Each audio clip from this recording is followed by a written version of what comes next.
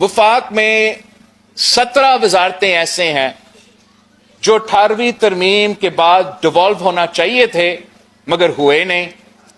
آج تک وہ اسلام آباد میں وہ بڑے بڑے وزارتیں قائم ہیں، آئینی طور پہ ان کا ضرورت نہیں ہے.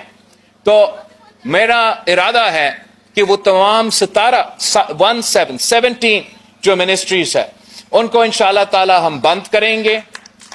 جب میں یہ سوچ رہا تھا تو مجھے بتایا گیا کہ سالانہ 100 ارب خرچ کیا جاتا ہے ان وزارتوں میں جو کہ ڈیوالو ہونا چاہیے تھے، مگر جب مزید چیک کیا گیا تو 100 ارب نے 300 ارب روپیہ سالانہ ان 17 منسٹریز میں خرچ کیے جاتے ہیں جو کہ 18ویں ترمیم کے بعد ڈیوالو ہونا چاہیے تھے.